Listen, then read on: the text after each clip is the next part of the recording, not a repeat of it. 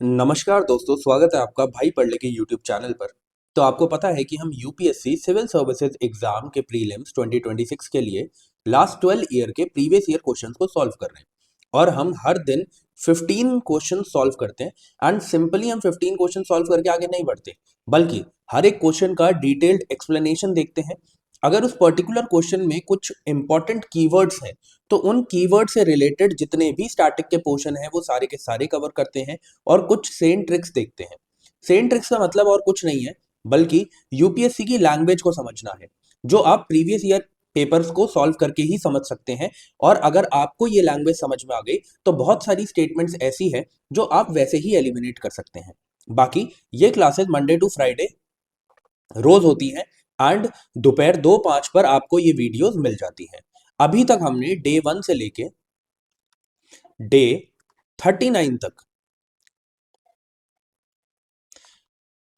2014 से 2017 तक के प्रीवियस ईयर पेपर्स कंप्लीट कर लिए थे। एंड डे नंबर 40 से हमने स्टार्ट किया था 2018 का previous year paper. And day number 44 तक हम कंप्लीट कर चुके हैं क्वेश्चन नंबर 75 तक। एंड आज है डे नंबर 45, जहां पे हम क्वेश्चन नंबर 76 से लेके क्वेश्चन नंबर 90 तक कंप्लीट करेंगे। तो अब बिना टाइम वेस्ट करे अपनी क्लास की तरफ चलते हैं। अब देखिए जरा, सबसे पहले मैं पेन चेंज कर लेता हूं।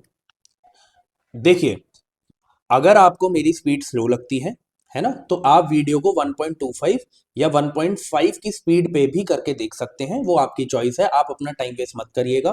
प्लस जिसने स्टार्टिंग का पोर्शन स्किप कर दिया हो उसके लिए मैं बता देता हूं कि अभी हम 2018 का प्रीवियस ईयर पेपर सॉल्व कर रहे हैं। 75 क्वेश्चंस तक हमने प्रीवियस क्लासेस में कंप्लीट कर लिया है। अब आज हम करेंगे 76 से लेके क्वेश्चन नंबर 90 तक कंप्लीट। हर क्वेश्चन से पहले मैं आपको 15 सेकंड्स दूंगा। आप स्टेटमेंट्स पढ़ेंगे, सोचने समझने की कोशिश करेंगे, एंड उसके बाद मैं आपको बताऊंगा कि सही आंसर क्या है। ठीक है? तो ऐसे ही इस क्वेश्चन में भी बस आपसे इतना पूछा हुआ है कि इनमें से कौन से रीजंस थे जिनसे इंग्लिश एजुकेशन इन इंडिया का फॉर्मेशन हुआ। ठीक है? अब क्या है कि ये ना तीनों आपस में कनेक्टेड हैं या नहीं है, ये आपको सोचना पड़ेगा। ये उस टाइम के हिसाब से जब ये क्वेश्चन आया था थोड़ा सा हार्ड क्वेश्चन था, पर जब इसे आप थोड़ा सा और घुस के पढ़ने की कोशिश करेंगे तो आपको समझ में आएगा कि क्यों तीनों चीजें इसमें रेलेवेंस क्रिएट कर रही हैं। ठीक है? तो फिर से मैं आपको बता देता हूँ, 15 सेकंड दे रहा हूँ, आप सोच लीजिए, समझ लीजिए, फिर मैं आपको बताता हूँ। चलिए, योर 15 सेकंड स्टार्ट्स नाउ।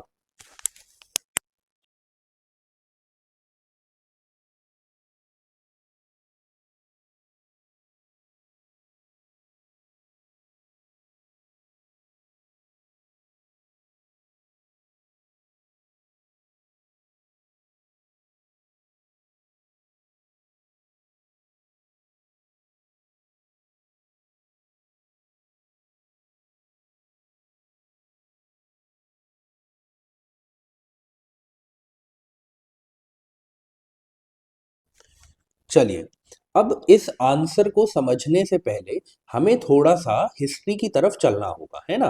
हुआ क्या क्या था। इधर हमें मेनली तीन चीजें देखने को मिली, और वो तीनों चीजें आपस में कनेक्टेड कैसे हैं वो मैं आपको बताता हूँ। देखो, जो चार्टर एक्ट ऑफ 1813 था उसमें बहुत सारी चीजें हुई, हम सब डिस्कस करेंगे, बट पहले इस क्वेश्चन से जो चीजें रेलेवेंट है वो करते हैं। आपको ये पता होगा कि ये जो एक्ट था इसमें एक चीज डिफाइन हुई थी कि इंग्लिश जो एजुकेशन है उसको प्रमोट करने के लिए, जो एजुकेशन है इंडिया में उसे प्रमोट करने के लिए, अब इंग्लिश एजुकेशन क्यों बोल रहा हूं मैं भी बताऊंगा, उसमें 1 लाख रुपीज दिए जाएंगे हर साल। ठीक है? बट क्वेश्चन ये आ गया और प्रॉब्लम ये सामने आई कि इस एक्ट के आने के बाद ये डिफाइन नहीं हुआ कि इंग्लिश एजुकेशन को प्रमोट करना है या जो मतलब कि जो एजुकेशन है उसे इंग्लिश में प्रमोट करना है या फिर वर्नाकुलर लैंग्वेजेस में प्रमोट करना है।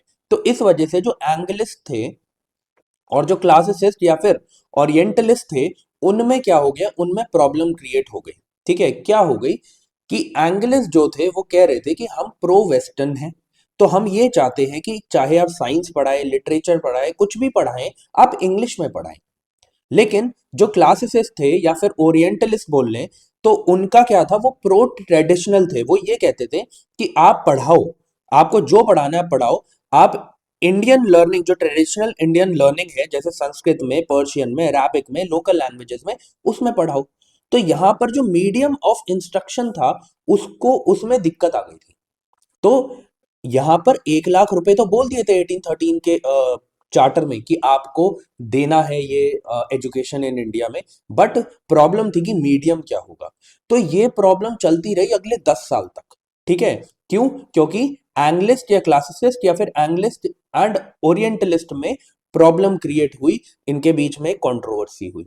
अब इस कंट्रोवर्सी को 10 साल बाद खत्म करने के लिए कमेटी बिठाई गई, journal committee of public instructions. ठीक है। तो 1823 में ये गवर्नर जनरल की एक काउंसिल अपॉइंट करती है journal committee of public instruction को। ठीक है। उसके जो कमेटी के हेड थे वो कौन थे? Lord Macaulay. मैं इनको लॉर्ड वॉर्ड कुछ नहीं मानता हूं, बट फिर भी क्योंकि बुकिश लैंग्वेज में लिखा हुआ है इसलिए लॉर्ड बोल देते हैं हम। ठीक है। अब आप इस बात को समझिए, इनके ऊपर ये रिस्पॉन्सिबिलिटी दी गई कि आपको जो 1 लाख रुपए हमने 1813 के चार्टर में बोले थे वो किसे देने चाहिए। ठीक है। तो एट द एंड डिसीजन ये हुआ कि जो ओरिएंटल लिटरेचर की इंप्रूवमेंट में ये ग्रांट दी जाएगी। ठीक है। तो एट द एंड ये आया। अब देखो, अब जरा क्वेश्चन पे आओ। अब आपको समझ में आएगा क्यों ये तीनों चीजें लिंक्ड थी और क्यों यूपीएससी ने दी। सबसे पहले इंग्लिश एजुकेशन इन इंडिया जो था उसका इंट्रोडक्शन कहाँ पे हुआ? 1813 में। ठीक है। एजुकेशन को प्रमोट करने के लिए। फिर उसके बाद जर्नल कमेटी, फिर क्या हुआ? ओरिएंटलिस्ट एंड एंग्लिस्ट के बीच में कंट्रोवर्सी हुई। ठीक है। अब उसने क्या किया? उसने it led to general committee of public instruction in 1823, जिसने डिसाइड किया कि इस तरीके से हम क्या करेंगे, हम ग्रांट देंगे। ठीक है। ओरिएंटलिस्ट जीत गए इस लड़ाई में। अब बात क्या है कि तीनों ही क्या कनेक्टेड है? बिल्कुल तीनों ही कनेक्टेड है। अब इस तरीके से उन्होंने क्वेश्चन पूछा। अब आप देखो, ये तो एजुकेशन था। क्या अब क्वेश्चन नहीं आ सकता कि अगर सिविल सर्विसेज का जो इस्टेब्लिशमेंट हुआ था इंडिया में, वो किस किस तरीके से हुआ, किन किन एक्ट्स की वजह से हुआ, किस किस एक्ट ने प्रमोट किया, किस एक्ट की वजह से और पावर मिली। ऐसे ही क्या वो काउंसिल एंट्री जो थी, मतलब कि जो काउंसिल एंट्री थी उससे रिलेटेड क्वेश्चन नहीं पूछ सकते कि कौन कौन से एक्ट ने हेल्प किया। तो अब आप इसे समझो कि इस क्वेश्चन से आप घर लेके ये जाओगे कि अगर वो एजुकेशन से रिलेटेड ऐसा क्वेश्चन पूछ सकते हैं तो वो बाकी जगहों से भी पूछ सकते हैं। तो अब जब आप मॉडर्न हिस्ट्री पढ़ेंगे, अपनी स्पेक्ट्रम बुक पढ़ेंगे, तो उसमें बहुत सारी चीजें दे रखी है। जैसे प्रेस के लिए अलग से चैप्टर दे रखा है, एजुकेशन के लिए अलग से दे रखा है, सिविल सर्विसेज, मिलिट्री, इन सब के लिए अलग से दे रखा है। तो आप उन्हें बहुत ध्यान से पढ़ेंगे कि कैसे हमने ये देखा कि कैसे इंप्रूवमेंट हुई और धीरे धीरे जो पर्टिकुलर सेक्टर्स हैं, पर्टिकुलर एरियाज हैं, उनमें इंप्रूवमेंट देखने को मिली। ठीक है। आप इस तरीके से पढ़ेंगे। तो इसमें आपको ये बात समझ में आ गई होगी। बाकी मैंने ओरिएंटलिस्ट एंड एंग्लिस्ट के बीच में, या फिर जैसे हम बोले, हाँ, ओरिएंटलिस्ट एंड एंग्लिस्ट के बीच में मैंने आपको डिफरेंस बता दिया है।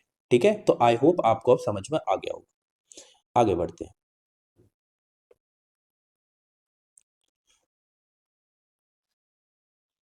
अब देखिए, सेकंड जो क्वेश्चन है वो है आर्टिफिशियल लेक से related.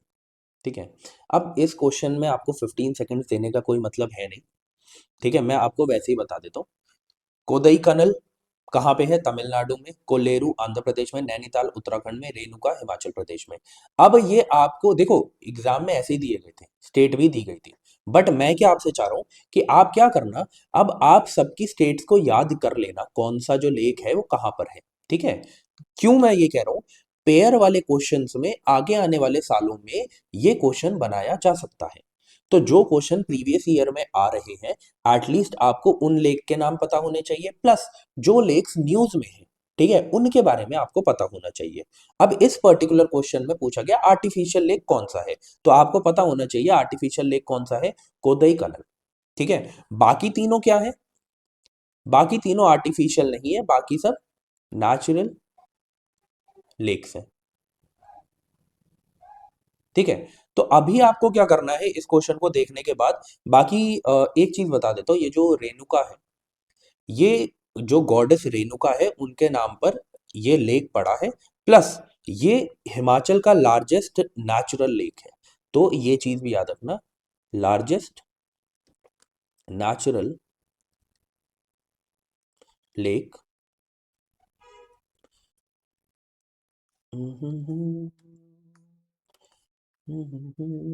Largest natural lake of Himachal Pradesh, ठीक है, एचपी लिख रहा हूँ। आई होप आपको अब समझ में आ जाएगा। तो आपको क्या करना है, आपको इनकी स्टेट्स याद रखनी है। मैं फिर से वही बात बोलूंगा, जिस क्वेश्चन में टाइम देना है, जिस क्वेश्चन में हमें चीजें पढ़नी है, उसमें मैं आपको टाइम दूंगा, उसमें मैं भी टाइम दूंगा उस क्वेश्चन को आपको समझाने में। बट जो ऐसे क्वेश्चन है स्टैटिक क्वेश्चन, उनमें टाइम वेस्ट करके कोई फायदा नहीं है। जो मैं चीजें बताऊंगा आप उतना कर लेना, ठीक है। आगे बढ़ते हैं। अब ये क्वेश्चन है टाइम देने वाला। क्यों? रीजन बीइंग, बोला गया है प्रधानमंत्री कौशल विकास योजना जो है उससे रिलेटेड आपको चीजें दी गई है। मैंने आपको हमेशा बताया है, जब भी कोई योजना आती है उससे रिलेटेड आपको ये पता होना चाहिए कि वो कौन सी मिनिस्ट्री के अंदर आती है, प्लस उसका ऑब्जेक्टिव क्या है।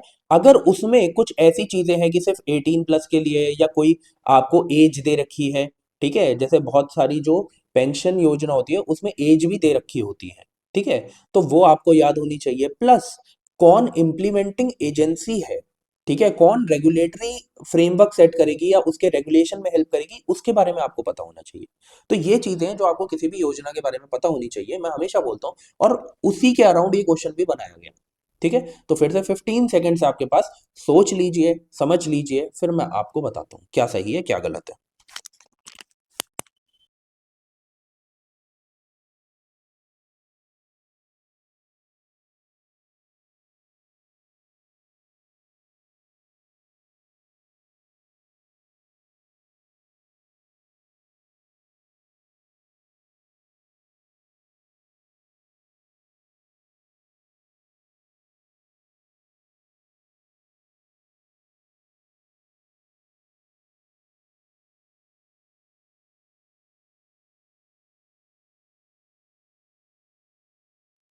चलिए, आई होप आपने अब तक पढ़ लिया होगा।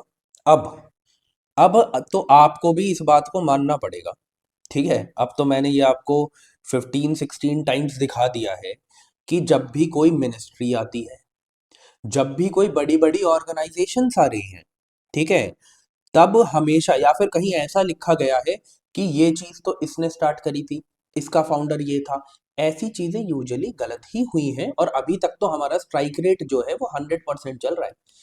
2014, 15, 16, 17 और 18 का भी अब कंप्लीट होने वाला है पेपर। उसमें हमने देखा कि जितनी भी मिनिस्ट्री दी गई है, या बड़ी बड़ी अगर ऐसे दिया गया है कि इसने स्टार्ट किया है, इस इंटरनेशनल ऑर्गेनाइजेशन ने स्टार्ट किया है, वो अब तक सारी ही गलत हुई हैं। समझे इस चीज को? तो हम यूपीएससी की लैंग्वेज को समझने की कोशिश कर रहे हैं कि वो मिनिस्ट्री दे रहे हैं तो वो गलत दे रहे हैं। बट मैं एक और चीज आपको बताता हूँ इस क्वेश्चन में, जिससे आप फाइंड कर सकते थे कि ये चीज गलत क्यों है, ये मिनिस्ट्री गलत क्यों है। अब देखो जरा, ये मिनिस्ट्री तो गलत है, पर सही क्या है वो अभी उस पर हम बात करेंगे। आप देखो यहाँ पे लिया गया है कि ये जो योजना थी, among other things will also impart training in soft skills and entrepreneurship. आप एक बात बताओ, अगर ये स्किल्स और एंटरप्रेन्योरशिप पर बात कर रहे हैं, उस पर काम कर रहे हैं, तो इसके लिए तो हमारे पास एक अलग मिनिस्ट्री है। तो फिर तो ये मिनिस्ट्री काम ही नहीं करेगी लेबर एंड एम्प्लॉयमेंट। क्यों? क्योंकि हमारे पास एक अलग से मिनिस्ट्री है जिसका नाम है ministry of skill development and entrepreneurship. प्रेन्योरशिप, ठीक है। तो हमारे पास तो अलग से ही पहले से इसके लिए एक अलग मिनिस्ट्री है। तो लेबर और एम्प्लॉयमेंट जो है, लेबर एंड एम्प्लॉयमेंट, ये इस पर काम क्यों करेगी? तो आप देखो, अगर आप सेकंड स्टेटमेंट को बहुत ही ध्यान से पढ़ते तो आपको बात समझ में आ जाती, ठीक है, कि ये मिनिस्ट्री वैसे ही गलत है। तो दो चीजों से इसे पकड़ सकते हैं, एक यूपीएससी की लैंग्वेज से, जो यूपीएससी की लैंग्वेज हम पिछले कुछ सालों से देखते आ रहे हैं, प्लस सेकंड स्टेटमेंट से, ठीक है। तो ये स्टेटमेंट एकदम करेक्ट है। फिर ये लिखा गया है, it aims to align the competencies of the unregulated workforce of the country to the national skill qualification framework. बिल्कुल सही बात है, ठीक है, ये स्टेटमेंट बिल्कुल सही है, ठीक है। अब ये योजना कब आई थी? 2015 में, ठीक है। इस वजह से 2-3 साल बाद ये पूछ ली गई। बट फिर भी अ, कोई भी चीज अगर जैसे 2018 का पेपर है, 2017 में आए या 2018 में आए, तो आंसर करना इजी होता है। बट उस टाइम पर इसे 3 साल हो गए थे, फिर भी ये पूछा गया। तो हाँ, क्वेश्चन थोड़ा सा मुश्किल था समझना, बट फिर भी आप अगर यूपीएससी की लैंग्वेज को समझते हैं तो आपको पता चलेगा कि ऐसी चीजें जो है ना जिसमें वो बात करते हैं कि इनका एम क्या है, ठीक है। और जैसे अगर आपको सिर्फ इतना भी पता होता कि ये स्किल एंड एंटरप्रेन्योरशिप की बात करते हैं, तो आपको समझ आ जाता कि सेकंड स्टेटमेंट भी ठीक है। थर्ड तो हमें पता ही था, जब भी वो एम बताते कुछ बताते तो यूजुअली वो स्टेटमेंट को गलत नहीं करते, ठीक है। बट फर्स्ट स्टेटमेंट मिनिस्ट्री जैसी स्टेटमेंट को वो गलत करते ही हैं। तो अब क्वेश्चन आपका जो, अगर उस टाइम पर आप पेपर दे रहे होते आप इन दोनों में फंस जाते, ठीक है। बट फिर से वही बात है, नॉलेज इज सुप्रीम। कई क्वेश्चन आप कर पाएंगे, कहीं नहीं कर पाएंगे, कई में आपको अपने एनालिसिस लगाने पड़ेंगे पिछले साल के पेपर्स को देखकर, और कुछ चीजें आप नॉलेज से सॉल्व कर पाएंगे, ठीक है। तो इसमें आपको इतना ही करना था, बाकी आगे बढ़ते हैं। अब मैंने क्या किया ना, क्योंकि देखो अब इस ये जो हमारी स्कीम थी, ये जो योजना थी, इसको कितने साल पूरे हो गए, 10 ईयर्स हो गए, क्योंकि ये कब आई थी, 2015 में। अब इसका जो ये जो 4.0 वर्जन है, ये यूनियन बजट में आया था 23-24 के। तो इस वजह से मैंने ऐड कर दिया है कि इसमें और क्या चीजें ऐड करी गई। जैसे इसमें ऐड करी गई कि हम फ्यूचर फोकस्ड कोर्सेज बनाएंगे। अब देखो इसका एम क्या है, फिर से देखो एम, इसका एम है कि जितनी भी अनरेगुलेटेड वर्कफोर्स है, उनकी कॉम्पिटेंसी को बढ़ाना, उनको soft skills, entrepreneurship, financial and digital literacy provide करना, ये काम है इसका, ताकि वो वर्कफोर्स में पार्ट ले पाए। तो अगर वर्कफोर्स में पार्ट उनको दिलवाना है, तो ऑब्वियसली जो न्यू सेक्टर्स हैं, जैसे कि एआई हो गया, रोबोटिक्स हो गया, यहाँ पे मेक्ट्रॉनिक्स लिखा है, आईओटी, इंटरनेट ऑफ थिंग्स, है ना, कल हमने देखा था, इसके बारे में पढ़ा था, 3D प्रिंटिंग हो गया, ड्रोन्स हो गए, ग्रीन हाइड्रोजन हो गया, इन सेक्टर्स के बारे में नॉलेज होनी चाहिए, ठीक है। तो इसीलिए इनसे रिलेटेड फ्यूचर फोकस्ड कोर्सेज लाए जाएंगे, ऐसी बात करी गई पीएमकेवीवाई 4.0 में, ठीक है। फिर बोला गया है कि ऑन जॉब ट्रेनिंग की बात करी गई, इंडस्ट्री पार्टनरशिप की बात करी गई, ठीक है। इंटीग्रेशन होगा इस स्कीम का किसके साथ, इस योजना का किसके साथ, स्किल इंडिया डिजिटल प्लेटफॉर्म के साथ, ताकि, ठीक है। फिर उसके बाद इस्टेब्लिश किए जाएंगे स्किल हब्स, ताकि जो एजुकेशनल इंस्टीट्यूशन है जैसे आईआईटीज, एनआईटीज, इनमें स्किल हब्स बनाए जाएंगे, ताकि यहाँ के जो बच्चे हैं वो और ज्यादा इन एरियाज में डेवलपमेंट कर पाए। समझे आप? तो आप इसे भी याद रखना, अभी इसका 4.0 वर्जन चल रहा है, ओके। आगे बढ़ते हैं। हाँ, 1920 में आती है एक स्वराज सभा, इसके नाम को कर दो इंग्लिश में ट्रांसलेट और आपको पता चल जाएगा कि कौन सा इसका राइट आंसर है, ठीक है। फिर से आपको मैं 10 सेकंड दे रहा हूं, और इसमें हमें क्वेश्चन में सब कुछ पढ़ना है। हमें all India home rule league के बारे में भी पढ़ना है, हमें हिंदू महासभा के बारे में भी पढ़ना है, हमें साउथ इंडियन लिबरल फेडरेशन के बारे में भी पढ़ना है, और सर्वेंट्स ऑफ इंडिया सोसाइटी के बारे में भी पढ़ना है, जो मैं अभी आपको पढ़ाऊंगा थोड़ी देर बाद, 15 सेकेंड्स बाद। और हम स्टैटिक का पोर्शन कवर करेंगे, मॉडर्न हिस्ट्री का, ठीक है। तो अब आपके पास 15 सेकेंड्स है, सोच लीजिए, समझ लीजिए, फिर मैं आपको क्वेश्चन का आंसर बताता हूँ।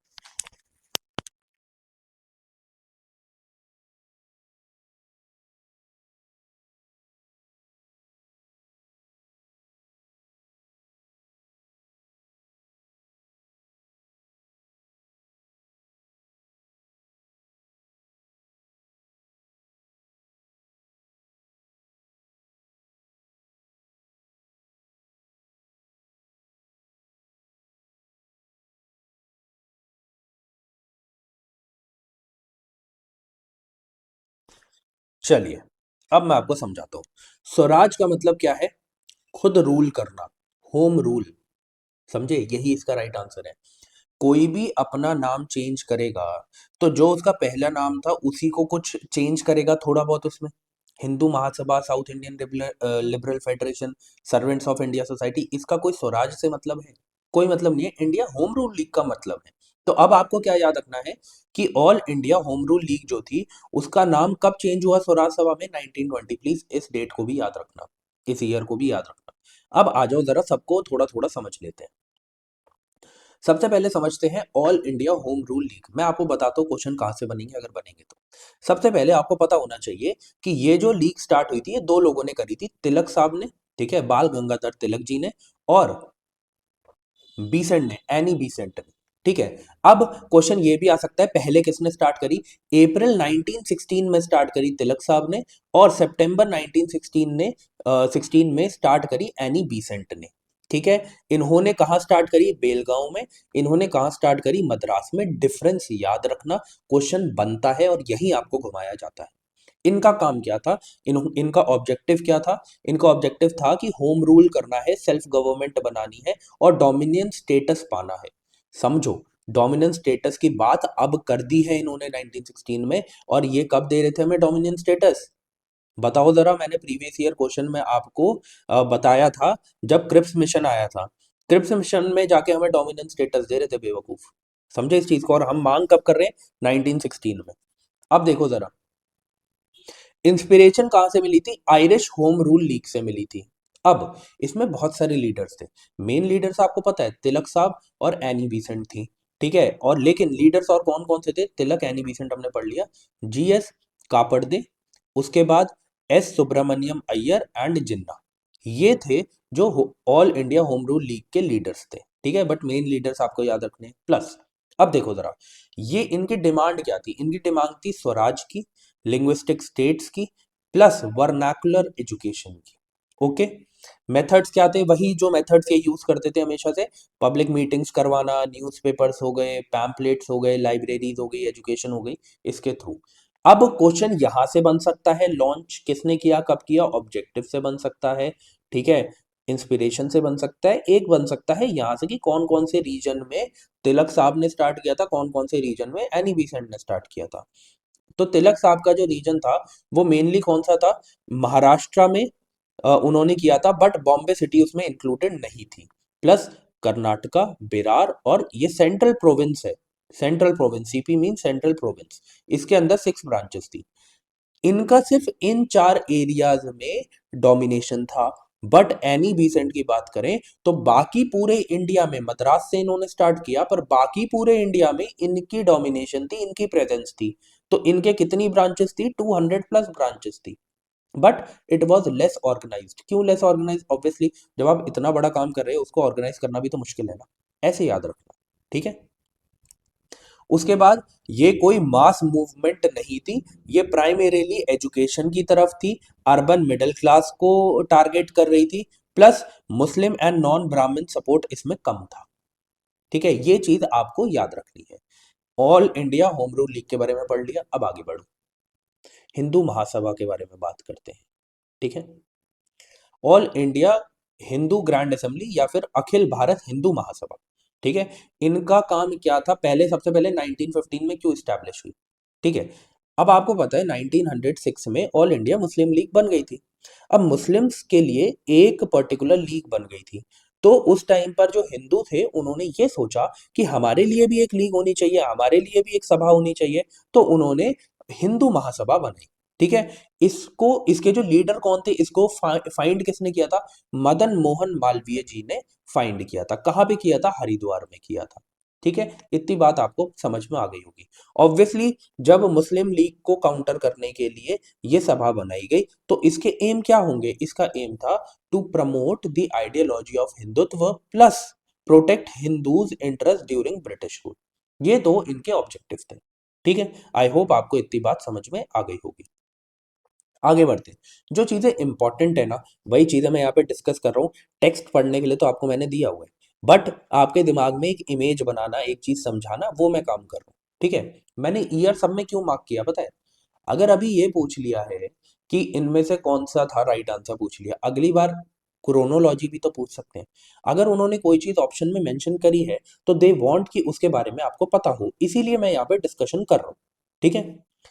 अब साउथ इंडियन लिबरल फेडरेशन के बारे में जान लेते हैं। ठीक है। इसको जस्टिस पार्टी के नाम से भी जाना जाता था। ठीक है। कब स्टैब्लिश की गई, 1916 में।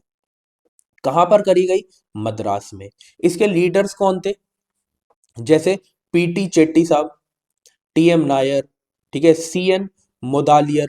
ठीक है। ये क्या कर रहे थे, क्यों ये बनाई गई थी, ये बनाई गई थी प्रमोट करने के लिए नॉन ब्राह्मण इंटरेस्ट को। ठीक है। नॉन ब्राह्मण इंटरेस्ट को प्रमोट करने के लिए ये पार्टी बनाई गई थी, जस्टिस पार्टी बनाई गई थी। ठीक है। ये किस पर काम कर रहे थे? सोशल लेवल पर, एजुकेशनल सेक्टर्स पर और पॉलिटिकल लेवल पर। ठीक है। और किसके अगेंस्ट काम कर रहे थे? ऑब्वियसली मैंने बोला नॉन ब्राह्मण इंटरेस्ट थे, तो किसके अगेंस्ट करेंगे? अगेंस्ट ब्राह्मण डोमिनेंस। ठीक है। किस चीज को प्रमोट कर रहे थे? कॉम्युनल रिप्रेजेंटेशन को प्रमोट कर रहे थे, और ये कोशिश कर रहे थे कि मद्रास प्रेसिडेंसी जो है उनमें उसमें इनकी पावर बढ़े। ठीक है। आगे बढ़ते हैं। लास्ट सोसाइटी जो बची है वो है सर्वेंट्स ऑफ इंडिया सोसाइटी। बहुत इंपॉर्टेंट सोसाइटी है। कब बनाई गई? 1905 में बनाई गई। गोखले साहब कहाँ के थे? महाराष्ट्र साइड के थे, तो ऑब्वियसली पुणे महाराष्ट्र में ये बनाई गई। किसने बनाई? गोपाल कृष्ण गोखले। ये किसके टीचर थे? Teacher of Mahatma Gandhi ji. ठीक है। पॉलिटिकल टीचर इनको बोला जाता था इनका। ठीक है। अब ये पहली क्या थी? पहली सेक्युलर ऑर्गेनाइजेशन थी इंडिया में। प्लीज याद रखना, क्यों इसके बारे में अब पढ़ना इंपॉर्टेंट, आप समझ गए होंगे। ठीक है। ये किसके लिए डेडिकेटेड थी? Under privileged and various social causes के लिए। इनका एम क्या था? इनका एम ये था कि जैसे जो लोग हैं उनको ट्रेन करो, किस लिए? उनको नेशनल मिशनरीज बनाओ। देखो, मिशनरीज, और वो भी कैसे? नेशनल। ताकि वो किस पर काम करे? हिंदू अलग हो गया, मुसलमान अलग हो गए, बाकी कास्ट जो बाकी रिलीजन्स जो है वो अलग हो गए, ऐसा नहीं।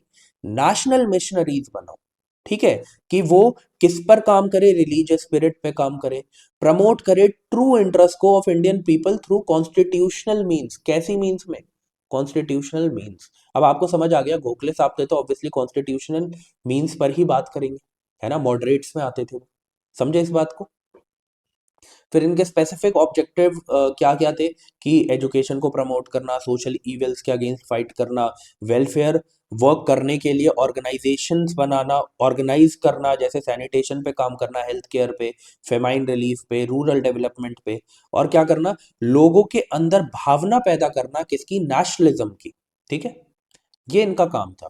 तो मेन जो चीज यहाँ पे लिखी हुई थी वो इसी से रिलेटेड थी कि नेशनलिस्ट, नेशनल मिशनरीज बनाना है, लोगों को नेशनलिस्ट बनाना है।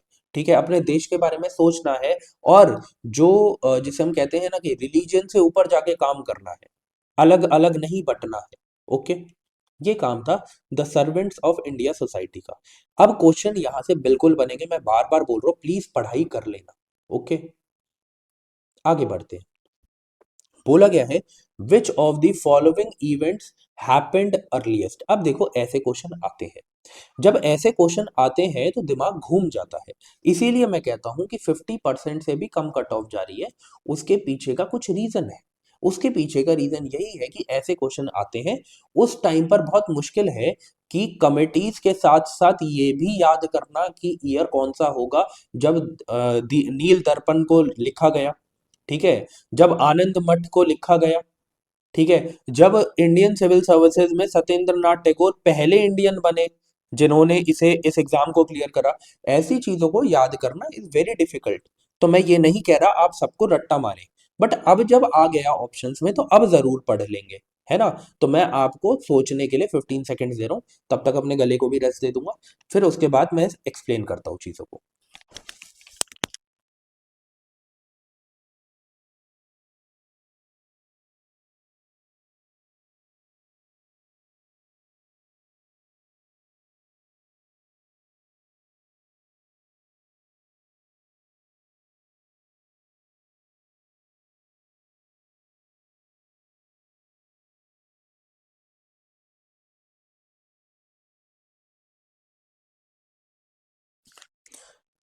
चलिए, देखिए, आंसर तो इसका ऑप्शन नंबर बी है, बट अभी हमारा मोटिव ये नहीं है। हमारा मोटिव ये है कि चारों के बारे में हमें पता होना चाहिए, है ना। तो आ जाओ जरा। सबसे पहले आर्य समाज के बारे में देखते हैं। आर्य समाज का जो फाउंडेशन हुआ था ये 1875 में हुआ था। किसने किया था? स्वामी दयानंद सरस्वती जी ने करा था।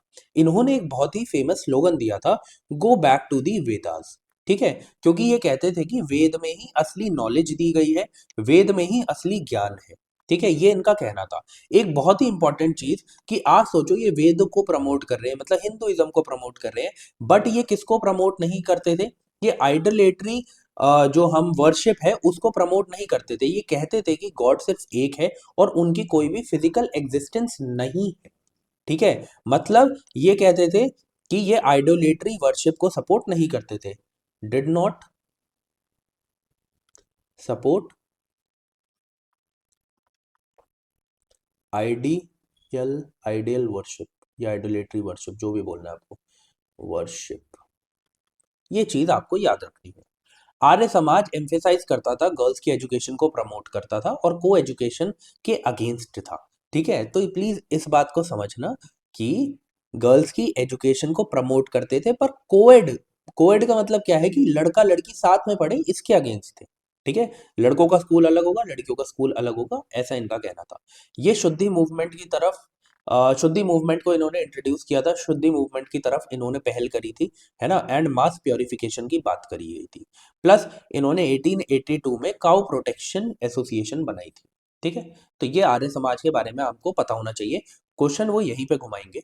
ठीक है, कि वो आइडल वर्शिप को सपोर्ट करते थे, आपको याद रखना है वो नहीं करते थे। ठीक है, नील दर्पण की बात करते हैं। नील दर्पण क्या है? नील दर्पण एक बंगाली प्ले है जो लिखा गया है दीन बंधु मित्रा के द्वारा 1858 में एंड 1859 में। ठीक है, और इसे पहली बार पब्लिश किया गया 1860 में ढाका में, कहा, बांग्लादेश में। ठीक है, आज का बांग्लादेश है, तब इंडिया का पार्ट था। अब एक चीज याद रखना है कि 1858 1875 से पहले, चलो इस तक तो पहुंच गए कि नील दर्पण जो है वो आर्य समाज से पहले लिखा गया। ठीक है, अब उसके बाद ये एक्चुअल में प्ले किससे रिलेटेड था, ये क्वेश्चन आता है। ये आपको यूपीएससी के बाकी एग्जाम में देखने को मिला था। ये जो इंडिगो रिवोल्ट हुआ था, जिसके बारे में हम पढ़ चुके हैं, जिसके बारे में, इंडिगो रिवोल्ट के बारे में हम पिछली क्लासेस में पढ़ चुके हैं, उसमें इसका जिक्र किया गया था। ठीक है, उसमें इसका जिक्र किया गया था। अब आ जाओ आनंद मठ पर। आनंद मठ एक बंगाली नोवेल थी। ठीक है, जो बंकिम चंद्र चट्टोपाध्याय ने बनाई थी और इसे इस्टेब्लिश किया गया था 1882 में। ठीक है, इसे इस्टेब्लिश किया गया था 1882 में, तो समझ में आ गया कि ये तो बहुत बात की बात है। प्लस जो नेशनल सॉन्ग है ना, वंदे मातरम, जिसके ऊपर आजकल बहुत ज्यादा कंट्रोवर्सी चल रही है कि 10 घंटे का सेशन वंदे मातरम पे ही निकाल दिया, जबकि इतने इंपॉर्टेंट टॉपिक से बात करने के। तो वंदे मातरम पे क्यों निकाला? क्योंकि इसे 150 साल हो चुके हैं, इसे लिखे हुए 150 साल हो चुके हैं, तो इस वजह से ये इतना इस साल न्यूज में है। अब इसके ऊपर मैंने करंट अफेयर्स में क्वेश्चन डाला है। जब मैं आपको नवंबर की करंट अफेयर्स करवाऊंगा, इस सैटरडे को आपको लेक्चर देखने को मिल जाएगा, तो उसमें मैंने इसको ऐड किया है, तो वहां पर मैं इसे बहुत ही डीप में आपको समझाऊंगा। ठीक है, प्लस ये जो आनंद मठ है, ये किससे इंस्पायर्ड है? ये इंस्पायर्ड है सन्यासी रिबेलियन से, जो कि लेट 18th सेंचुरी में हमें देखने को मिला था। ठीक है, बाकी फोर्थ जो आ गया सत्येंद्र नाथ टैगोर, जो फोर्थ स्टेट वो था, ऑप्शन था, उसमें बोला गया था ये पहले Indian civil services examination clear करने वाले पहले इंडियन बने थे। ठीक है, कब बने थे? 1864 में। तो अभी तक समझ में आया कि नील दर्पण जी थी जो सबसे पहले लिखी थी। जो इन्फॉर्मेशन यहाँ पे मैंने पुट करी है वो आपको बाय हार्ट पता होनी चाहिए, क्योंकि ऑप्शन में अगर एक बार ये दे दिया गया है तो फिर ये आगे भी आएगा, याद रखना। ठीक है, आगे बढ़ते हैं। नेक्स्ट क्वेश्चन है हैवी सैंड माइनिंग इन रिवर बेड से रिलेटेड। ठीक है, अब ये क्वेश्चन आता है जब भी, थोड़ा सा दिमाग लगाना, थोड़ा सा, बहुत लॉजिकल क्वेश्चन है।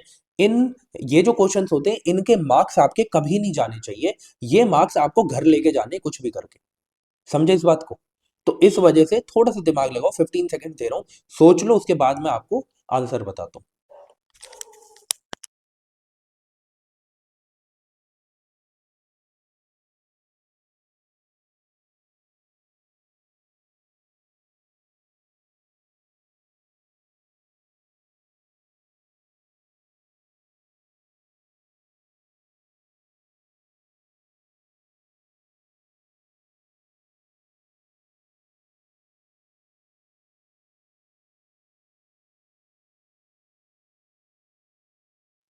चलिए, आई होप आपने अब तक तीनों स्टेटमेंट्स को पढ़ लिया होगा, आंसर भी फाइंड कर लिया होगा। आप मेरी बात सुनिए।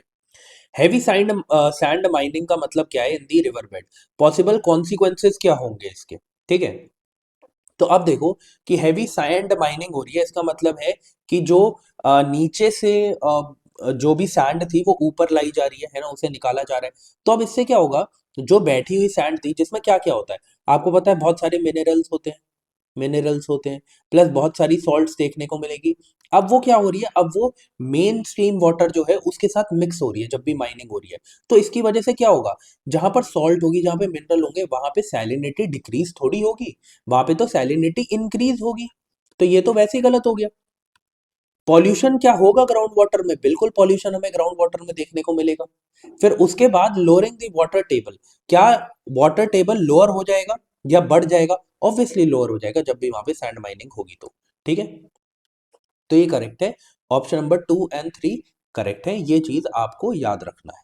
ठीक है, आगे बढ़ते हैं।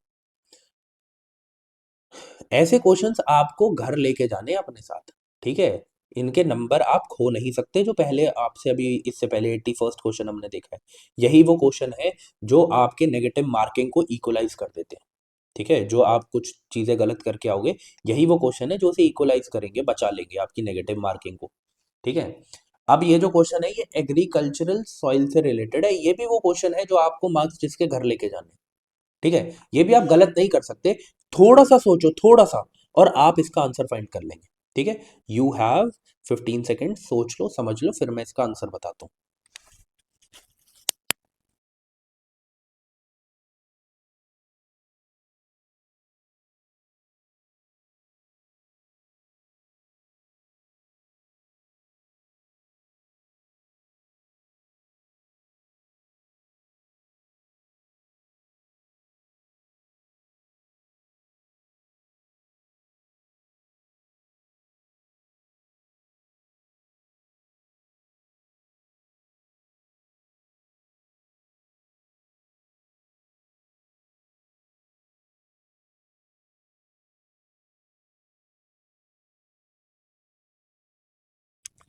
चलिए, थोड़ा सा दिमाग लगाते हैं, थोड़ा सा सोचने की कोशिश करते हैं। पहली स्टेटमेंट दी गई है, a high content of organic matter in soil drastically reduce it's water holding capacity. अच्छा जी, एक बात बताओ, अगर किसी भी सॉइल में ऑर्गेनिक मैटर है, ऑर्गेनिक मैटर हाई है, तो वो एनहांस करेगा किसको, एनहांस सॉइल स्ट्रक्चर,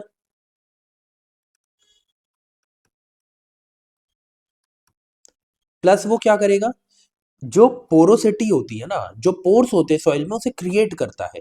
तो इंक्रीज करेगा पोर्स इन सॉइल, ये करेगा। अब जब पोर्स बन जाएंगे तो ये स्पॉन्ज की तरह वर्क करेगा, स्पॉन्ज की तरह वर्क करेगा। तो ये तो at the end it will lead to increase in water holding capacity, water holding capacity.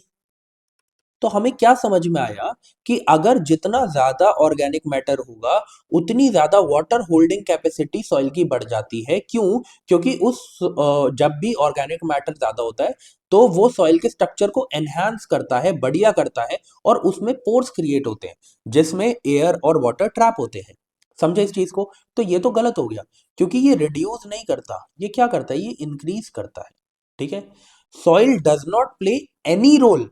अब देखो इस स्टेटमेंट को कितना एक्सट्रीम बना दिया, एक्सट्रीम बना दिया कि सॉइल का सल्फर साइकिल में कोई रोल ही नहीं है। आप मुझे एक बात बताओ, अगर 0.0000001% भी रोल निकला, तो फिर तो यूपीएससी की ये स्टेटमेंट गलत हो गई। तो मैं कहता हूं, जब भी आपको ये दिखे कि एक वर्ड की बात नहीं करता मैं, एक वर्ड की बात नहीं करता मैंने आपको दिखा रखा है प्रीवियस ईयर पेपर में कि वर्ड अगर कोई एक्सट्रीम दे रखा है, वो पूरी स्टेटमेंट को कभी कभार एक्सट्रीम नहीं बनाता है। तो आपको सिर्फ वर्ड के हिसाब से नहीं जाना है, आपको ये देखना है क्या पूरी की पूरी स्टेटमेंट एक्सट्रीम है। समझे इस चीज को? तो ये पूरी की पूरी स्टेटमेंट एक्सट्रीम है कि सॉइल का कोई रोल ही नहीं है सल्फर साइकिल में, ऐसा कुछ भी नहीं है। सल्फर साइकिल में 3 न्यूट्रिएंट्स होते हैं, सल्फर साइकिल में, सल्फर साइकिल में 3 न्यूट्रिएंट्स होते हैं, 3 न्यूट्रिएंट्स, अरे यार, एक तो स्पेलिंग इतनी प्यारी लिखता हूं मैं क्या बोलूं, बस राइटिंग ही इतनी प्यारी है। न्यूट्रिएंट्स। जो 3 न्यूट्रिएंट्स है वो मेन न्यूट्रिएंट्स कौन कौन से हैं? एक पहला तो सॉइल ही है, दूसरा प्लांट है, एंड तीसरा एटमॉस्फेयर है। एटमॉस्फेयर, ठीक है। सॉइल में भी अगर हम बात करें तो सेडिमेंट्री सॉइल्स जो होती है ना, या फिर वेदरिंग सॉइल्स जो होती है, मैं ऐसे लिख देता हूं सेडिमेंट्री सॉइल्स। सेडिमेंट्री सॉइल्स वो मेन जैसे हम कहते हैं कंपोनेंट होता है, सल्फर साइकिल का एक पार्ट होता है, ठीक है। तो अब सॉइल ये कह देना बिल्कुल भी पार्ट नहीं करता, ऐसा तो बिल्कुल भी नहीं है। मैंने आपको 3 चीजें बताई हैं जो इंपॉर्टेंट है सल्फर साइकिल में। अब irrigation over a period of time can contribute to salinization of some agricultural land। ये क्यों करेक्ट है, इसके पीछे का रीजन की बात करते हैं। होता क्या है, जब भी इरिगेशन करी जाती है, इरिगेशन के साथ, इरिगेशन का मतलब क्या है कि एग्रीकल्चरल लैंड तक वाटर पहुंचाया जा रहा है। अब वाटर के साथ सिर्फ वाटर तो आएगा नहीं, उसके साथ बहुत सारी सॉल्ट आएगी, मिनरल्स आएंगे, सब कुछ आएगा, है ना। तो मैं ऐसे लिखता हूं इरिगेशन के साथ साथ सॉल्ट, मिनरल्स, सैंड, एटसेट्रा सब आएगा। अब जब वो वहां पे डिपॉजिट होने लगेंगे तो सेलिनाइजेशन में इंक्रीज देखने को मिलेगा हमें, है ना। तो अब देखो उनको जो स्टेटमेंट सही करनी होती है ना, वो रिड्यूस या इंक्रीज ऐसा नहीं लिख रहे, वो क्या लिख रहे कि कंट्रीब्यूट करता है। कंट्रीब्यूट का मतलब क्या है कि डिक्रीज भी कर सकता है, इंक्रीज भी कर सकता है।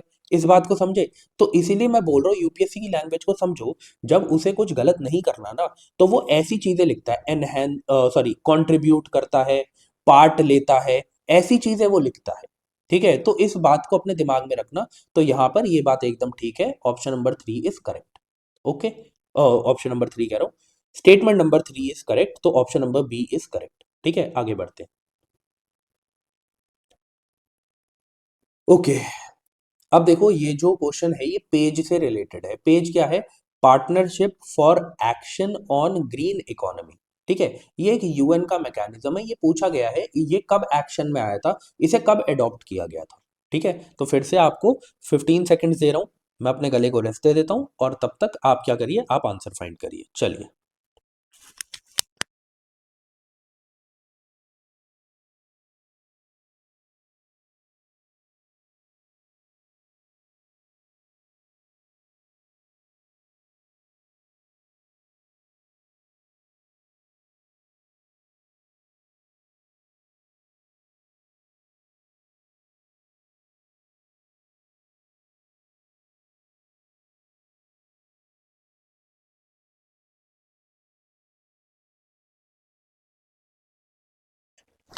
चलिए, तो सबसे पहले पेज के बारे में एक बेसिक इंफॉर्मेशन जो हमें यहाँ पे दी गई है वो हमें पता होनी चाहिए कि ये एक यूएन का मैकेनिज्म है, प्लस ये असिस्ट करता है कंट्रीज को ताकि वो ट्रांजिशन कर पाए towards greener and more inclusive economies में। अब क्वेश्चन ये है इसे कब अडॉप्ट किया गया? तो यूएन कॉन्फ्रेंस जो हुई थी 2012 की, रियो दे जेनेरियो ब्राजील में, वहां पर इसे अडॉप्ट किया गया था, ठीक है। कुछ बेसिक इंफॉर्मेशन है जो आपको इसके बारे में पता होनी चाहिए, है ना। अब जब पेज के बारे में बोल दिया है कि पेज है, ठीक है, कि पेज कुछ है, तो पेज के बारे में थोड़ी इंफॉर्मेशन आपको चाहिए, क्या पता अगली बार क्वेश्चन पेज से रिलेटेड ही बना दे। समझे इस चीज को? तो इसीलिए अब सबसे पहले उसके बारे में एजेंडा क्या है वो देख लेते हैं, और पेज क्या कर रहा है क्या नहीं कर रहा है वो देख लेते हैं। पेज क्या करता है? seeks to put sustainability at the heart of economic policies and practices। अब ये इंपॉर्टेंट है, to advance the 2030 agenda for sustainable development. Sustainable development के 17 गोल्स हैं जो प्रीवियस ईयर में मैं आपको बता चुका हूं कि इन्हें याद भी कैसे करना है ना। जिसमें से मैंने 11 सस्टेनेबल गोल्स आपको याद करने की ट्रिक बता दी थी, है ना। तो उन्हीं को और ज्यादा कैसे एडवांस कर सकते हैं कि इनको हम 2030 से क्या पता पहले ही पूरा कर सकें, ठीक है। तो उन पॉलिसीज पे, उन प्रैक्टिसेस पे ये काम करते हैं। इसने 5 यूएन की जो एजेंसीज है उसको साथ में लाया है, उनको साथ में काम करवाता है। कौन सा? यूएन एनवायरनमेंट को, आईएलओ को, इंटरनेशनल लेबर ऑर्गेनाइजेशन को, यूएन डेवलपमेंट प्रोग्राम मतलब यूएनडीपी को, और यूनाइटेड इंडस्ट्रियल डेवलपमेंट ऑर्गेनाइजेशन को, plus UN institute for training and research को। तो ये 5 ऑर्गेनाइजेशन है जिसको पेज साथ में लेके आया है ताकि ये साथ में मिलके काम करें। समझे? ये पेज है, इसके बारे में आपको पता होना चाहिए। ठीक है, आगे बढ़ते हैं। ये वो क्वेश्चन है जिसके नंबर आपको नहीं खोने हैं। ठीक है, अब मैं क्या कह रहा हूं, 3D प्रिंटिंग का अगर किसी भी सेक्टर में जो यहां पे दिए गए हैं 0.0000001% भी रोल हुआ तो आपको उसे सही मानना है। ठीक है, 10 सेकेंड दे रहा हूं, बहुत इजी क्वेश्चन है, उसके बाद मैं आपको समझाता हूं।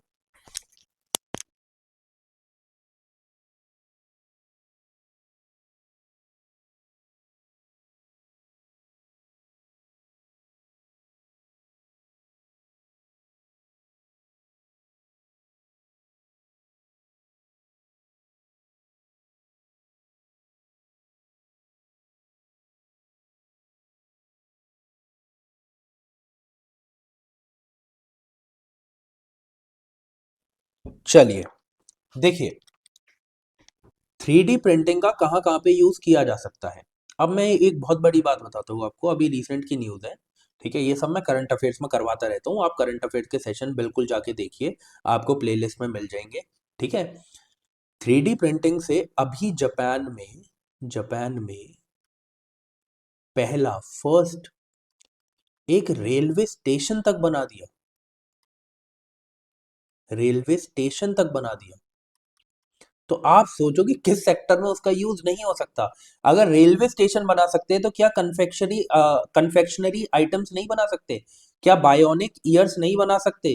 क्या ऑटोमेटिव इंडस्ट्री में इसका काम नहीं हो सकता? यहाँ तो सबसे ज्यादा काम है। रिकंस्ट्रक्टिव सर्जरीज में इसका काम नहीं कर सकते? डेटा प्रोसेसिंग टेक्नोलॉजीज में इसका काम नहीं कर सकते? हर जगह कर सकते हैं। आपको अगर एक, समझ लीजिए, लैपटॉप की एक की भी बनानी है ना, उसमें भी यूज किया जा सकता है। आपके जो ईयर प्लग्स होते हैं ना, उस तक में इसका काम लिया जा सकता है। इतनी सबसे छोटी सी छोटी चीज जो आप सोच सकते हो उसमें इसका काम हो सकता है। एक नीडल बनाने तक में इसका काम हो सकता है। तो इसीलिए मैं वही कहता हूँ, जब भी आपको पूरी श्योरिटी ना हो कि इस सेक्टर में, इस एरिया में तो इस चीज का काम हो ही नहीं सकता, तब तक आप हर एक स्टेटमेंट को ऐसे क्वेश्चन में सही मानेंगे। ठीक है, और ये वो क्वेश्चन है जिसके मार्क्स आपको नहीं खोने हैं। आगे बढ़ते हैं, वेरी इंपॉर्टेंट क्वेश्चन। ठीक है, क्यों? क्योंकि कोरल रीफ से रिलेटेड है। अच्छा, कोरल रीफ से रिलेटेड नहीं है ना ये? अच्छा, कोरल रीफ से रिलेटेड अगला क्वेश्चन है, आगे आएगा। बैरन आइलैंड वॉल्केनो से रिलेटेड है। ठीक है, तो आपके पास 15 सेकेंड्स है, सोच लीजिए, समझ लीजिए, उसके बाद बताना क्या सही है क्या गलत है।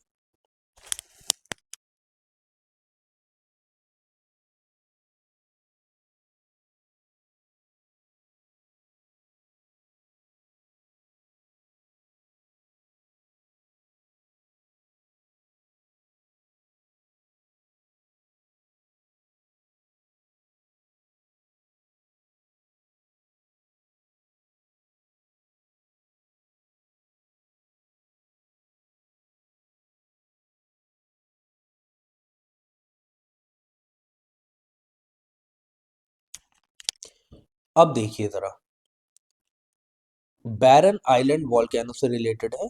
ठीक है, ये कहाँ पर है? ये आपको जो हमारा मिडल अंडमान है, अभी मैं डायग्राम में भी दिखाऊंगा, मिडल अंडमान है, उसके ईस्टर्न पार्ट में हमें देखने को मिलता है।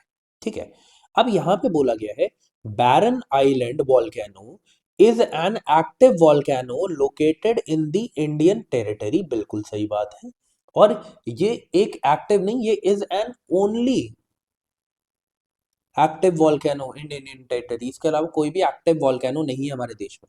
ठीक है, बोला गया है Barren island lies about 140 kilometre east to Great Nicobar. अब ना मैं आपको डायग्राम में दिखाऊंगा, तो मैं आपको ये स्टेटमेंट बताऊंगा क्यों गलत है।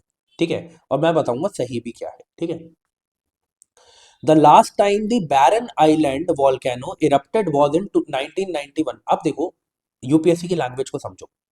मैंने आपको क्या बताया था, जब भी करंट अफेयर्स का क्वेश्चन आता है, ये करंट अफेयर्स से रिलेटेड क्वेश्चन आ रहा है या फिर कोई भी ऐसा क्वेश्चन है ज्योग्राफी का, इकोनॉमिक्स का, जिसमें वो आपको एक्स्ट्रा एक्सप्लेन कर रहे हैं, एक्स्ट्रा एक्सप्लेन कर रहे हैं, वो इसको यहां खत्म कर सकते थे। ठीक है, उन्होंने क्या किया, आपको और ज्यादा विश्वास दिलाने के लिए उन्होंने बोला लास्ट टाइम बैरन आइलैंड पे जो वॉल्केनो था वो इरप्ट हुआ था 1991 में, and it has remained inactive since then. सोचो, उन्होंने ये चीज एक्स्ट्रा ऐड करी है ताकि उस प्रेशर में आपको यकीन दिलाया जा सके कि यही सही है, बट ऐसा कुछ भी नहीं है। आप यूपीएससी की लैंग्वेज को समझो कि जब भी वो एक्स्ट्रा समझा रहे किसी भी चीज को, वो गलत है। ये एक्चुअली 2017 में लास्ट टाइम इरप्ट हुआ था। ठीक है, अब आ जाओ जरा अपने डायग्राम पे और मैं चीजें आपको समझाता हूँ जो आगे आ सकती हैं। सबसे पहले आपको याद रखना है, अंडमान एंड निकोबार सब में जो हाईएस्ट पीक है वो कौन सी है? सैडल पीक, हाईएस्ट पीक है ये। ठीक है, प्लस आपको जो बैरन आइलैंड देखने को मिलेगा वो इधर देखने को मिलेगा। यहाँ पे जो आपने यहाँ पर देखा कि बैरन आइलैंड पे जो वॉल्केनो है, वो बैरन आइलैंड कहाँ पर है? वो बैरन आइलैंड मिडल अंडमान के ईस्ट में है। तो यहाँ पे है क्या? मैं लिख देता हूं, बैरन आइलैंड। ठीक है, अब इस बात को समझना कि वहां पर ग्रेट निकोबार दिया गया था। ग्रेट ही निकोबार दिया गया ना सेकंड स्टेटमेंट में। हाँ, ग्रेट निकोबार दिया गया है। ग्रेट निकोबार तो सबसे एंड में है, इसके ईस्ट में कैसे हो सकता है? अगर ये बोलते नॉर्थ में तो मैं मानता, ठीक है, बट ईस्ट में लिखा गया कोई मतलब नहीं है, वो स्टेटमेंट गलत है। अगर वो ये लिख देते कि मिडल अंडमान के ईस्ट में है तो हम मानते उसे। अब और चीज क्या याद रखनी है आपको? सबसे पहले नॉर्थ अंडमान सबसे ऊपर है, फिर मिडिल अंडमान है, फिर लोअर अंडमान है, और उसके बाद यहां पर पोर्ट ब्लेयर के वेस्ट साइड में आपको क्या दिख रहा है? Sentinel island. इससे भी क्वेश्चन बन के आ सकता है कि ये कहां पर है। तो आपको याद रखना है सेंटिनल आइलैंड कहाँ है? पोर्ट ब्लेयर के वेस्ट साइड में है। जब ये मेनलैंड साथ साथ वाली मेनलैंड खत्म हो जाती है, उसके तोड़ने के बाद बनता है लिटिल अंडमान। क्या बनता है?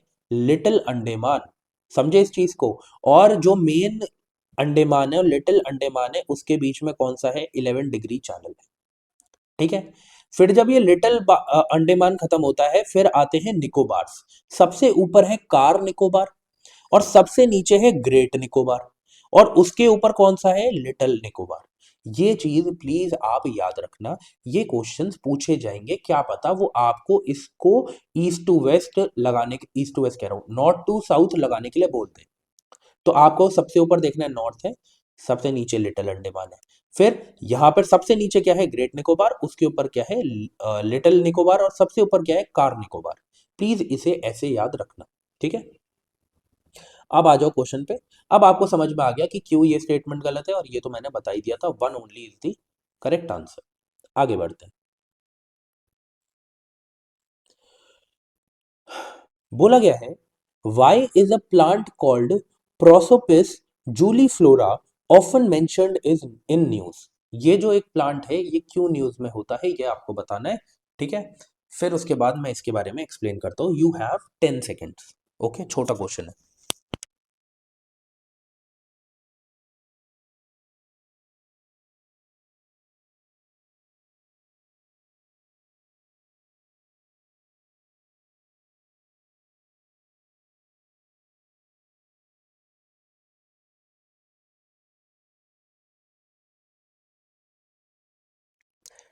चलिए, ये जो है ये एक्चुअल में एक इन्वेसिव स्पीशीज है। इन्वेसिव स्पीशीज है। इन्वेसिव स्पीशीज किसको बोलते हैं? ऐसी स्पीशीज जो किसी और एरिया की थी, किसी और कंट्री की थी, किसी और रीजन की थी, बट वहां से किसी और रीजन में आ जाती है, किसी और कंट्री में आ जाती है, और वहां की जो लोकल बायोडाइवर्सिटी है उसको हार्म करती है। ठीक है, और खुद फैलना शुरू कर देती है, उसको हम इन्वेसिव स्पीशीज बोलते हैं। तो इसको भी लाया गया था कहां से? इट वॉज बॉट, मैं ऐसे लिख देता हूं, बॉट टू दिल्ली फ्रॉम, कहां से लाया गया था? From Mexico. कौन लेके आया था? By British east India company, है ना, ब्रिटिशर्स लेके आए थे। अब ये एक इन्वेसिव स्पीशीज थी, तो ये क्या कर रही थी? ये यहां पर जो बायोडाइवर्सिटी है उसे डिक्रीज कर रही थी। डिक्रीजिंग बायोडाइवर्सिटी इन, या फिर ऑफ द रीजन। ठीक है, तो ये कर रही थी वो। अब आपको समझ में आ गया होगा। आगे बढ़ते हैं। कोरल रीफ्स बहुत ही इंपॉर्टेंट क्वेश्चन है, इसमें भी हम टाइम लेंगे। जो ज्योग्राफी का कोरल रीफ वाला स्टैटिक का पार्ट है वो मैं आपका अभी ठीक करवाता हूँ, ठीक है। और मैंने प्लेसेस इन न्यूज़ जो करवाई नवंबर की, उसमें मैंने आपको एक कोरल रीफ के बारे में बताया था जिसका नाम था निंगलू रीफ। क्यों इंपॉर्टेंट है क्यों नहीं है मैंने वहां पे समझाया था, अभी भी समझा दूंगा। बट मैं चाहता हूँ आप करंट अफेयर्स जाके देखें, वहां से आपको बहुत हेल्प होने वाली है। मैंने जितने भी प्रीवियस ईयर क्वेश्चंस हैं उनको देख के ही वो सेशंस बनाए हैं, ठीक है। तो वहां से आपको बहुत ज़्यादा हेल्प मिलेगी, और कुछ क्वेश्चंस हैं जो डायरेक्टली आपको एग्जाम में देखने को मिलेंगे, ठीक है। तो फिर से आपको मैं 15 सेकंड दे रहा हूँ, सोच लो समझ लो, फिर मैं आपको बताता हूँ क्या सही है क्या गलत है।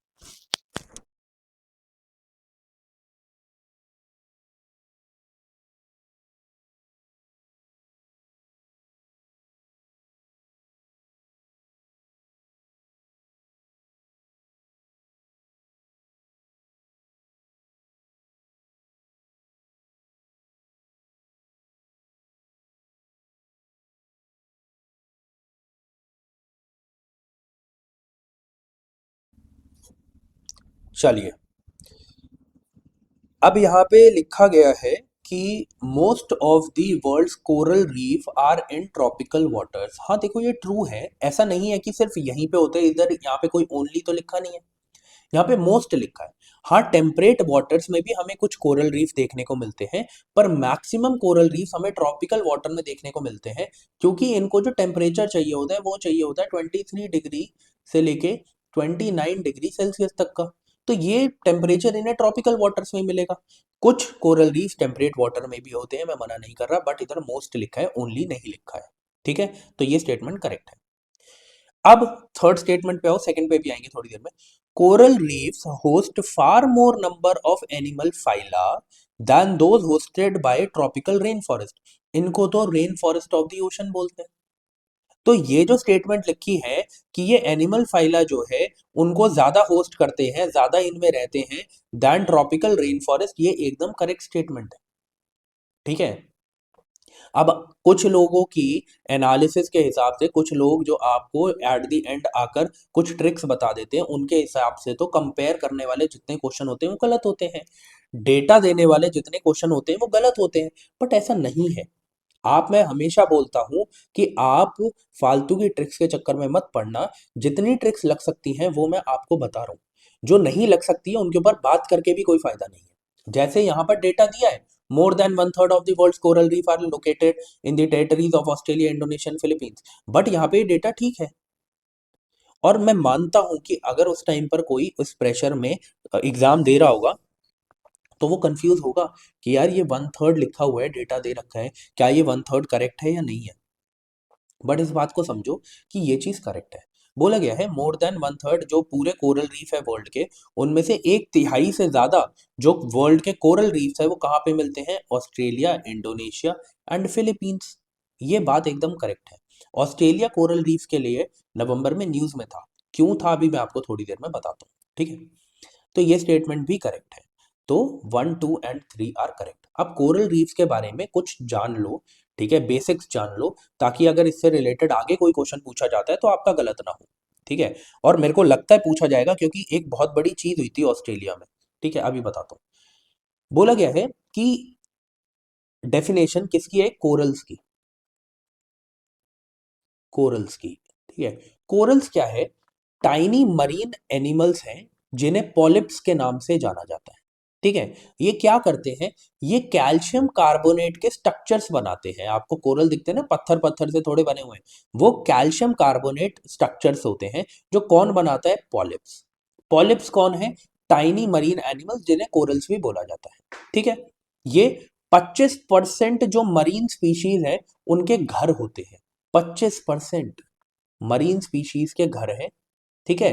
और 1% ओशन फ्लोर पे, जितने भी आपको less than 1% of ocean floor को ये कवर करते हैं। यहाँ पे समझ नहीं आया होगा तो मैं ऐसे लिख देता हूँ, कवर करते हैं। मतलब जो ओशन, इतना बड़ा ओशन है 100%, उसमें से सिर्फ 1% से भी कम ओशन फ्लोर को ये कवर करते हैं, बट 25% मरीन स्पीशीज को ये क्या करते हैं, होम प्रोवाइड करते हैं, घर प्रोवाइड करते हैं। तो सोचो कोरल रीफ्स कितने इंपॉर्टेंट है। और ये जो एल्गल ब्लूम हो रहा है, ठीक है, इसकी वजह से क्या हो रहा है, इसकी वजह से कोरल रीफ्स मर रहे हैं। तो कोरल रीफ्स के मरने से सिर्फ कोरल रीफ्स को दिक्कत नहीं है, वहां की जो मरीन स्पीशीज है उन्हें भी दिक्कत है। घर कहाँ से मिलेगा भाई साहब, ठीक है। अब कोरल्स के साथ एक सिम्बायोटिक रिलेशन बनाकर रहते हैं एल्गे, उसको क्या बोला जाता है, उन्हें जूजैंथले बोलते हैं। तो ये कोरल्स और जूजैंथले आपको हमेशा साथ में मिलेंगे, ठीक है। क्यों, होता क्या है, इन कोरल्स को भी तो खाना चाहिए। इन कोरल्स को खाना कौन प्रोवाइड करेगा, ये एल्गे प्रोवाइड करेंगे। और एल्गे को घर कौन प्रोवाइड करेगा, कोरल्स प्रोवाइड करेंगे। तो इन दोनों के बीच में कैसा रिलेशन है, सिम्बायोटिक रिलेशनशिप है। तो आपको कोरल्स और जूजैंथले हमेशा साथ में मिलेंगे, ठीक है। यही चीज यहाँ पे लिखी गई है, आगे बढ़ते हैं। अब कंडीशंस क्या है इनकी ग्रोथ के लिए, कि कोरल को अगर ग्रो करना है तो उनको क्या क्या चाहिए। सबसे पहले तो आप एक बात बताओ, इनके साथ जूजैंथले रह रहे हैं, हर चीज के पीछे एक रीजन होता है, ज्योग्राफी भी बहुत ज्यादा लॉजिकल है।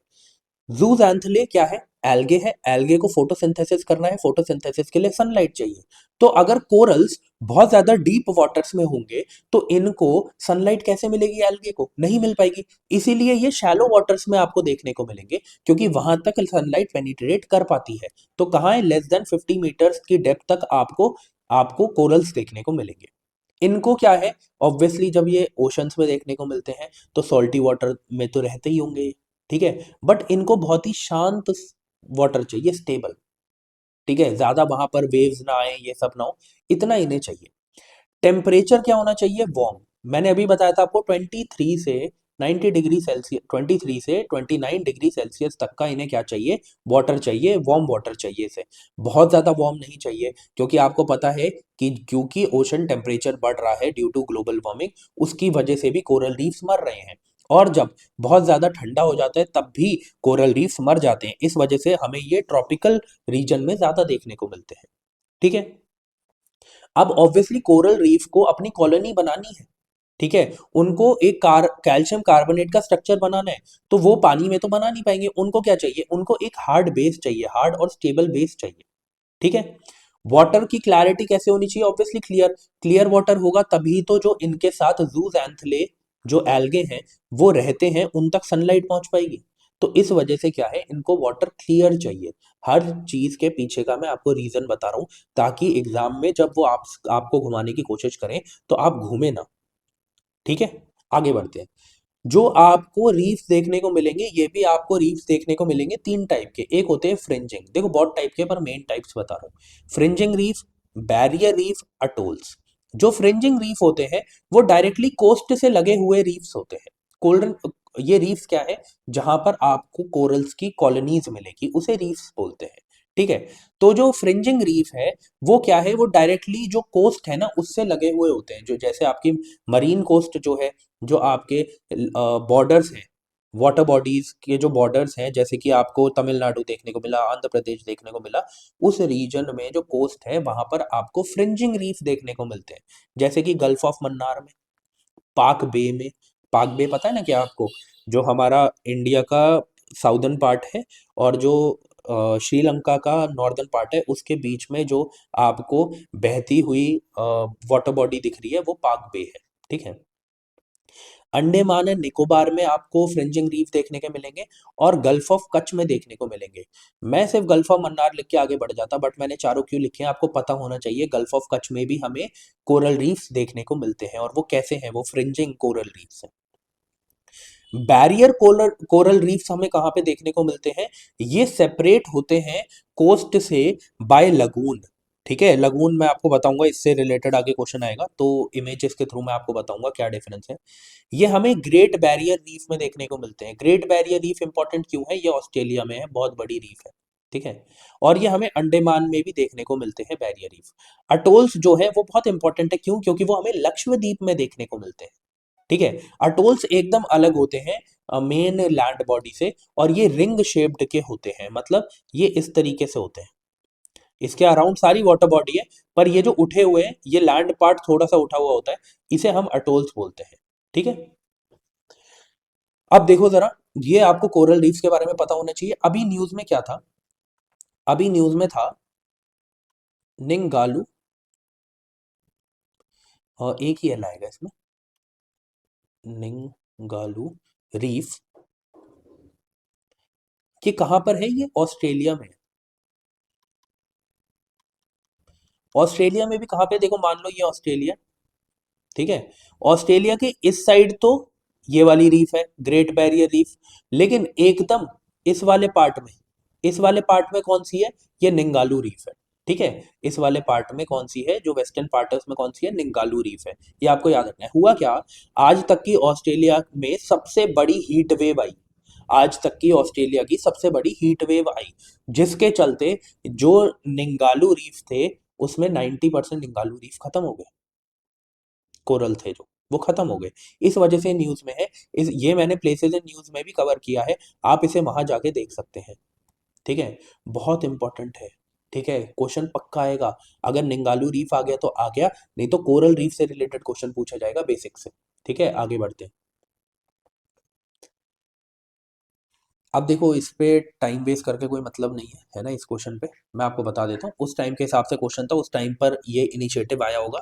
ये सारी चीजें मैं करंट अफेयर्स में कंप्लीट करता हूँ।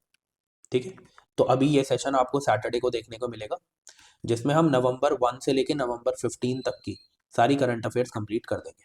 ठीक है, फिर आगे 16 नवंबर से जो आगे की जितने भी डेज बचे हैं, उसकी करंट अफेयर हम उसके अगले सैटरडे में कवर कर लेंगे। मतलब दिसंबर खत्म होने से पहले आपकी नवंबर की करंट अफेयर्स खत्म हो जाएगी। अब देखिए जरा, यहाँ पे क्या लिखा गया है, यहाँ पे लिखा गया है the inter governmental panel on climate change ने निकाली है, किसने निकाली, देखो ये निकाली थी UNFCCC सेक्रेटेरिएट ने। अब क्वेश्चन ये नहीं है, ये तो हो गया, अब जो आना था वो आ गया। अभी इंपॉर्टेंट मेरे को दो चीजें यहाँ पे दिख रही है, एक IPCC मतलब inter governmental panel on climate change, और एक WMO the world meteorological organization. ये दो इंपॉर्टेंट चीजें हैं। ये दोनों इंपॉर्टेंट क्या है, क्यों है, आगे हम डिस्कस करते हैं। ठीक है, IMO क्या है, IMO एक UN की एजेंसी है, जो 1951 में बनाई गई थी, स्टैब्लिश करी गई थी। ये क्या करती है, ये एक अथॉरिटेटिव वॉइस है, किसकी, अर्थ के एटमॉस्फेयर की, उसके ओशन की, वाटर रिसोर्सेज की।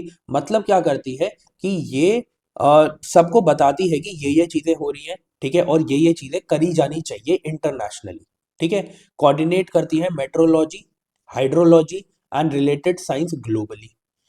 ओरिजिन कैसे हुआ इसका, एक इंटरनेशनल मेट्रोलॉजिकल ऑर्गेनाइजेशन बनी, ठीक है, कब, 1873 में। ठीक है, ये इंटरनेशनल है। अभी हम क्या कर रहे हैं, फाइंड कब करी गई थी, मैंने क्या बताया था, 1951, फाइंडेड इन 1950, फोर्स में कब आई थी, 1951 में। ओके, और जो बिकेम द UN एजेंसी इन 1951। ठीक है, तो मेनली आपको क्या याद रखना है, मेनली आपको याद रखना है कि ये UN की एजेंसी है। ईयर्स बहुत कम आते हैं, आपको बस इतना बोला जाएगा ये UN की एजेंसी है या नहीं है, ये पता होना चाहिए। इसका हेडक्वार्टर कहाँ पे है, ये पता होना चाहिए, जेनेवा स्विट्जरलैंड में। और इसका काम क्या है, वो आपको पता होना चाहिए। ठीक है, काम क्या है, कोऑर्डिनेट करता है नेशनल मेट्रोलॉजिकल, हर एक देश की अलग मेट्रोलॉजिकल डिपार्टमेंट होता है, तो उसके साथ ये कोऑर्डिनेट करता है। हर एक स्टेट का अलग हाइड्रोलॉजिकल डिपार्टमेंट होता है, उससे ये क्या करता है, उससे ये कोऑर्डिनेट करता है। ठीक है, इंश्योर करता है free and unrestricted data and information exchange, किसके बारे में information, meteorological data and hydrological data. ठीक है, रिसर्च एंड डेवलपमेंट को सपोर्ट करता है, कौन से सेक्टर्स में, मेट्रोलॉजी एंड हाइड्रोलॉजी में। अर्ली वार्निंग सिस्टम, कोई भी डिजास्टर आएगा उससे पहले वार्निंग देने का काम कौन करता है, ये काम करता है। और जो एटमॉस्फेरिक पॉल्यूशन है उसको भी मॉनिटर कौन करता है, IMO करता है। अब चलते हैं IPCC के बारे में। IPCC क्या है, ये 1988 में बनाई गई, किसने बनाया, WMO वर्ल्ड मेट्रोलॉजिकल ऑर्गेनाइजेशन, और UNEP ने। ठीक है, ये आपको पता होना चाहिए। ये क्या है, एक UN की बॉडी है, इंटर गवर्नमेंटल ऑर्गेनाइजेशन है, और साइंस से रिलेटेड ये बात करती है। ठीक है, ऑब्जेक्टिव क्या है इसका, जो भी क्लाइमेट पॉलिसीज हैं, आप देखो क्लाइमेट पॉलिसीज बनानी है, यू नीड क्लाइमेटिक डेटा, ठीक है। तो उस डेटा को प्रोवाइड करने में और उस इंफॉर्मेशन को प्रोवाइड करने में ये काम करती है। ठीक है, जैसे गवर्नमेंट्स को अगर काम करना है क्लाइमेट चेंज की पॉलिसीज बनाने में, तो उसकी इंफॉर्मेशन, उससे रिलेटेड डेटा कौन प्रोवाइड करेगा? आईपीसीसी प्रोवाइड करेगा। इनकी रिपोर्ट्स आती रहती है। ठीक है। मेंबरशिप 195 मेंबर नेशन है इसके। की आउटपुट क्या है? ये सारे की आउटपुट है, ये आप पढ़ सकते हैं। रिपोर्ट्स प्रोवाइड करना ही इसके की आउटपुट्स है। ठीक है। बाकी इन्हें नोबेल प्राइज मिला था कब? 2007 में। बस इतनी बात याद रखो। मेनली आपको ऑब्जेक्टिव पता होना चाहिए, किसने किसके अंडर आती है, किसने बनाया है वो पता होना चाहिए, क्या यूएन की बॉडी है या नहीं है ये पता होना चाहिए। इससे ज्यादा कुछ पता करने की जरूरत नहीं है। आगे बढ़ते हैं। अब देखो ये जो क्वेश्चन है, ये क्वेश्चन बहुत ही ट्रिकी क्वेश्चन बनाया गया था। क्यों? इसमें एक ऑर्थर वेस्ले लिख दिया गया था फोर्ट विलियम कॉलेज का। ठीक है, बट ऐसा नहीं था। वेलेस्ले ही है, वेलेस्ले ही है, पर ऑर्थर वेलेस्ले नहीं है। यहां पर कौन है? आरसी वेलेस्ले है। आरसी का मतलब क्या है? Richard कूले Wellesley. सोचो, इतने में भी उन्होंने गेम खेल लिया आपके साथ। समझे इस चीज को? तो ये स्टेटमेंट इसलिए गलत हुई थी। ये जो फोर्ट विलियम कॉलेज है, इसे बनाया कब गया था? इसे 1800 में बनाया गया था। क्यों बनाया गया था? इसके पीछे का रीजन ये था, मैं इधर लिखता हूं, इसके पीछे का रीजन ये था, for training of Indian civil servants. Indian civil servants, और वो भी कैसी लैंग्वेज में? In vernacular language. Vernacular language का मतलब क्या है? Local languages. ठीक है, जो जिस एरिया में चलती है। Vernacular language. ठीक है। तो आपको पता चल गया ईयर कौन सा था, पता चल गया क्यों बनाई गई थी। ठीक है, फिर फर्स्ट पे आ जाओ। ठीक है। फर्स्ट जो है उसमें लिखा गया है Sanskrit college at Banaras, William Jones ने बनाया था। बिल्कुल भी नहीं भाई। ये किसने बनाया था? जॉनथन डंकन ने। किसने बनाया था? जॉनथन डंकन ने। ठीक है। कब बनाया गया था ये? इस कॉलेज को बनाया गया था 1791 में। प्लीज ईयर याद रखना, अब जब एक बार आ गए हैं तो। ठीक है, ये भी गलत हो गया। कैलकटा मदरसा जो है वो किसने बनाया? वॉरेन हेस्टिंग ने। बिल्कुल ठीक है, तो ऑप्शन नंबर 2 जो है वो एकदम करेक्ट है। अब कैलकटा मदरसा जो है वो कब बनाया गया था? वो बनाया गया था 1781 में। ठीक है, ये चीज आपको पता होनी चाहिए। आगे बढ़ते हैं। इसके बारे में मैंने क्यों एक्स्ट्रा लिखवाया? क्योंकि ये क्वेश्चन एक बार पीसीएस में पूछा जा चुका है, तो यूपीएससी में भी पूछा जा सकता है कि क्यों बनाया गया था, क्यों फोर्ट विलियम कॉलेज बनाया था आरसी वेलेस्ले ने। ठीक है, आगे बढ़ते हैं। अब ये जो क्वेश्चन है ये प्लेसेस एंड न्यूज से रिलेटेड है, और यही वो रीजन है कि मैं प्लेसेस एंड न्यूज आपको अलग से करवाता हूँ, कि एटलीस्ट आपके 2 क्वेश्चन तो ठीक हो जाए एग्जाम में। ठीक है। तो प्लेसेस एंड न्यूज में मैंने नवंबर की और अक्टूबर की अपडेट कर दिया, आप जाके देख सकते हैं। उस टाइम पर ये क्वेश्चन पूछा गया, जिसमें कैटालोनिया स्पेन में है। बिल्कुल स्पेन में है। क्रेमिया हंगरी में है? नहीं यार, यूक्रेन में है। उसके बाद मिंदानाओ जो है वो फिलीपींस में। बिल्कुल सही बात है। और ओरोमिया जो है वो कहां पर है? इथोपिया में है।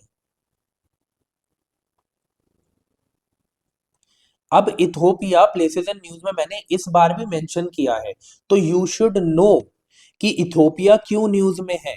ठीक है। तो फिर से मैं आपको बोल रहा हूँ, इथोपिया जो मैंने प्लेसेस एंड न्यूज में ऐड किया है, आपको पता होना चाहिए क्यों न्यूज में है। ऐसे क्वेश्चन भी पूछे जाते हैं, आगे आने वाले साल में दिख जाएंगे आपको। ठीक है। तो करंट अफेयर्स की क्लास भी आप लेते रहो, ये क्लासेस भी आप लेते रहो। कैसी आपको क्लासेस लग रही हैं आप मुझे कमेंट सेक्शन में प्लीज बताया करिए, मुझे मोटिवेशन मिलती है। साथ ही साथ अब हमारे सिर्फ 10 क्वेश्चंस बचे हैं।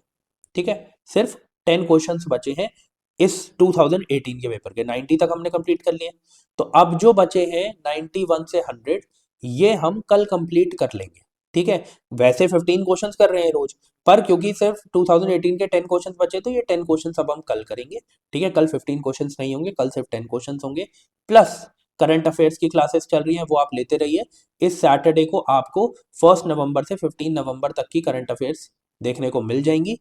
प्लस अब हम मिलते हैं अपनी अगली क्लास में। तब तक के लिए जय हिंद।